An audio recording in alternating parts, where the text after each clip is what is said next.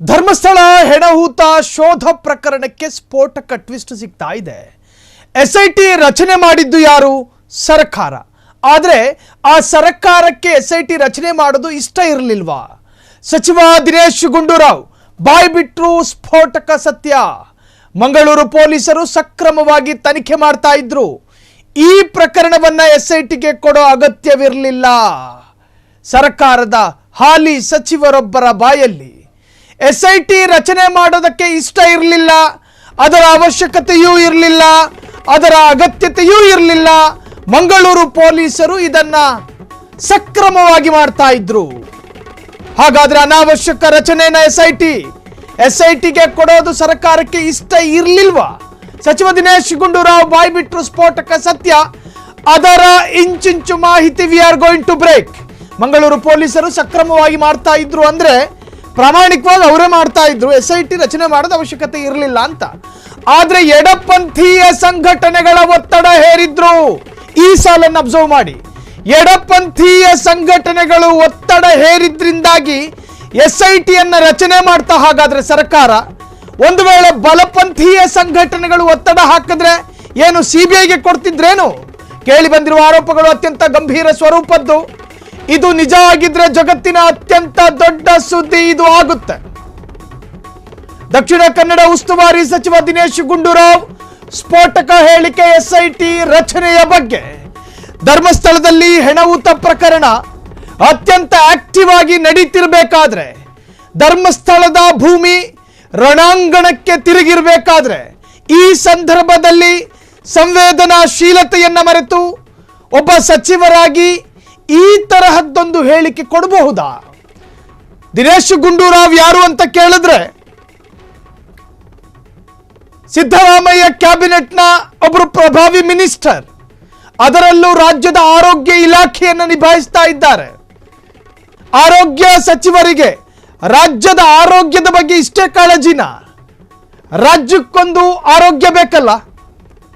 ಆ ರಾಜ್ಯದ ಅತ್ಯಂತ ಕೇಂದ್ರ ಸ್ಥಾನದಲ್ಲಿ ಹೆಣಹೂತ ಪ್ರಕರಣ ಅಷ್ಟೊಂದು ದೊಡ್ಡ ಪ್ರಮಾಣದ ಸುದ್ದಿಯಲ್ಲಿರಬೇಕಾದ್ರೆ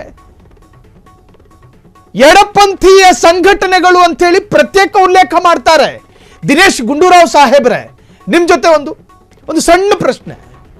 ಒಂದು ವೇಳೆ ಬಲಪಂಥೀಯ ರೈಟ್ ವಿಂಗ್ಗಳೇನಾದ್ರೂ ನಿಮ್ಮಲ್ಲಿ ಒತ್ತಡ ಹಾಕಿದ್ದಿದ್ದರೆ ಸಿಬಿಐಗೆ ಕೊಡ್ತಾ ಇದ್ರ ಹೆಣಹೂತ ಪ್ರಕರಣನ? ಕಮ್ಯುನಿಸ್ಟ್ ಅವರು ಬಂದು ನಿಮ್ಮ ಜೊತೆ ಒತ್ತಡ ಹಾಕಿದ್ರೆ ಯಾರಿಗೆ ಕೊಡ್ತಾ ಇದ್ರಿ?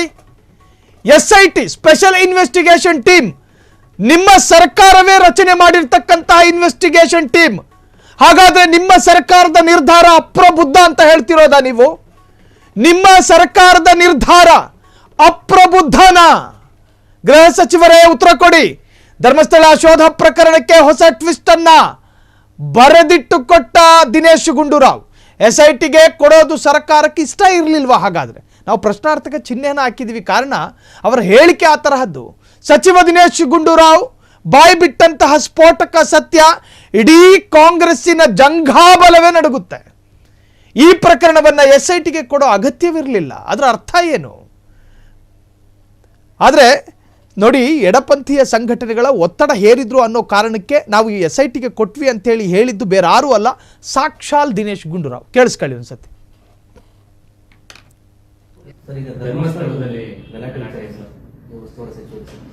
ಧರ್ಮಸ್ಥಳದ ವಿಚಾರ ಅದು ಅದನ್ನ ನಾವು ಮೊದಲಿಂದಲೂ ಕೂಡ ಬಹಳ ಅದನ್ನ ಜವಾಬ್ದಾರಿತವಾಗಿ ನಾವು ನಡ್ಕೊಂಡಿದ್ದೇವೆ. ಇದನ್ನ ಬಹಳಷ್ಟು ಸುದ್ದಿಗಳು ವಿಷಯಗಳು ಹೊರಗೆ ಬಂತು, ಇಡೀ ದೇಶ ಎಲ್ಲ ಸುದ್ದಿ ಆಯಿತು. ನಾನು ಅವತ್ತು ಹೇಳಿದ್ದೆ, ನಮ್ಮ ಮಂಗಳೂರಿನ ಪೊಲೀಸ್ ಅಧಿಕಾರಿಗಳೇ ಇದನ್ನ ತನಿಖೆ ಮಾಡೋದಕ್ಕೆ ಅವರಿಗೆಲ್ಲ ರೀತಿ ಸಾಮರ್ಥ್ಯ ಇದೆ, ಎಸ್ಐಟಿ ಏನು ಕೊಡುವಂತ ಅವಶ್ಯಕತೆ ಏನಿಲ್ಲ ಅಂತ ನಾನು ಅವತ್ತು ಹೇಳಿದ್ದೆ. ಆದರೂ ಕೂಡ ಅನೇಕ ಸಂಘಟನೆಗಳು ಮತ್ತು ಈ ಎಡಪಂಥೀಯ ಸಂಘಟನೆಗಳು ಅವರೆಲ್ಲ ಬಹಳ ಒತ್ತಡ ಹಾಕಿದ್ರು. ಮತ್ತು ಬೇರೆ ಬೇರೆ ದೊಡ್ಡ ಇದಕ್ಕೆ ಒಂದು ರೀತಿ ಚರ್ಚೆ ಆಗೋದು ಶುರು ಆಯಿತು. ಎಸ್ಐಟಿ ಮಾಡಬೇಕು ಅಂತ ಅವರು ಶುರು ಮಾಡಿದ್ರು. ಆಮೇಲೆ ಸರ್ಕಾರ ಕೂಡ ಪಾರದರ್ಶಕ ನಡೆಯ ಎಸ್ಐಟಿ ಮಾಡಿದ್ರು. ಎಸ್ಐಟಿಯವರು ಕೂಡ ಯಾವುದೇ ನಾವು ನಮ್ಮ ಪಕ್ಷದವರಾಗಲಿ ನಾವುಗಳಾಗಲಿ ಎಲ್ಲೂ ಕೂಡ ಒಂದು ರೀತಿ ವ್ಯತಿರಿಕ್ತವಾದ ಹೇಳಿಕೆಗಳು ಕೊಟ್ಟಿಲ್ಲ ಮತ್ತು ಹಗುರವಾಗಿ ನಾವು ಎಲ್ಲೂ ಮಾತಾಡಿಲ್ಲ. ಇದು ಅದರ ಸಾಕ್ಷಿ ಆಧಾರದ ಮೇಲೆ ನಡಿಬೇಕು. ಅವರು ಹೇಳಿರ್ತಕ್ಕಂಥ ಆರೋಪಗಳು ಅಥವಾ ವಿಷಯಗಳು ಬಹಳ ಗಂಭೀರವಾದಂಥ ವಿಷಯಗಳು. ಅದು ನಿಜ ಆಗಿದ್ರೆ ಅದು ಬಹುಶಃ ಇಡೀ ವಿಶ್ವದಲ್ಲೇ ಒಂದು ದೊಡ್ಡ ಸುದ್ದಿ. ಅದು ಕೇವಲ ಕರ್ನಾಟಕ ಮತ್ತು ಧರ್ಮಸ್ಥಳ ನಮ್ಗಂತ ಮಾತ್ರ, ಇಡೀ ವಿಶ್ವದಲ್ಲೇ ದೊಡ್ಡ ಸುದ್ದಿ ಆಗಿರುತ್ತೆ. ಅದನ್ನ ಸ್ಪಷ್ಟವಾದ ತನಿಖೆಯನ್ನು ಇವತ್ತು SIT ಮಾಡ್ತಾ ಇದ್ದಾರೆ. ಇವತ್ತು ಬಹುಶಃ 13ನೇ ಸ್ಥಳಕ್ಕೇನೋ ಹೋಗಿದ್ದಾರೆ. ಇನ್ನೇನು ಬಹುಶಃ ಅವರು ಹೇಳಿರುವಂತ ಎಲ್ಲ ಸ್ಥಳಗಳು ಇವತ್ತು ನಾಳೆಗೆಲ್ಲ ಮುಕ್ತಾಯ ಆಗ್ತದೆ.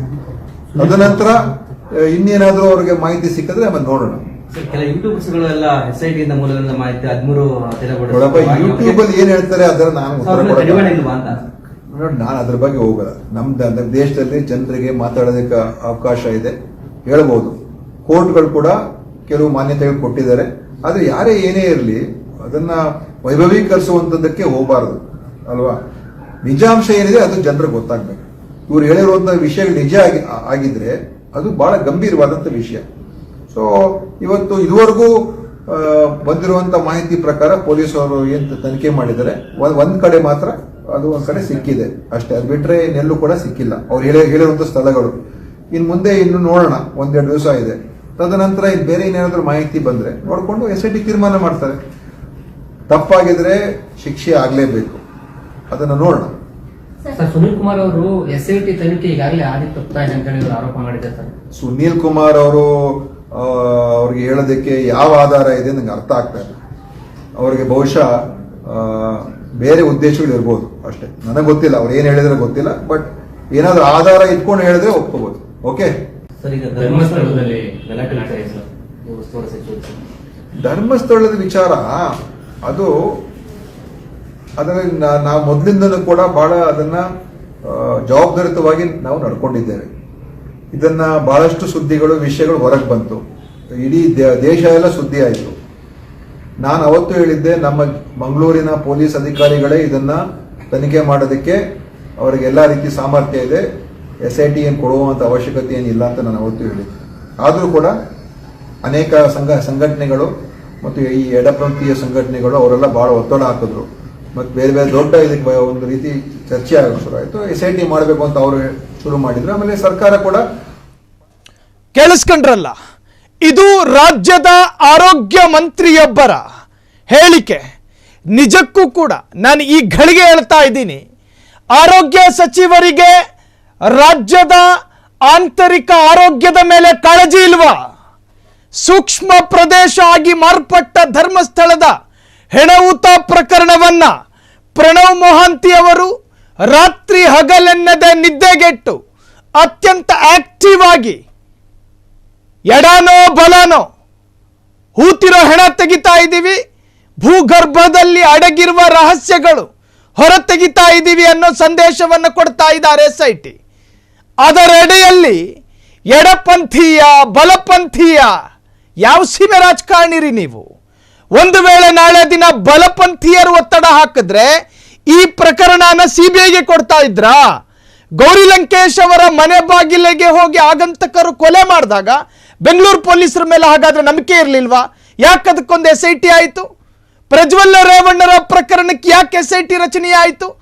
KR ನಗರದಲ್ಲಿ FIR ಆದಾಗ KR ನಗರದ ಪೊಲೀಸರ ಮೇಲೆ ನಂಬಿಕೆ ಇರಲಿಲ್ವಾ?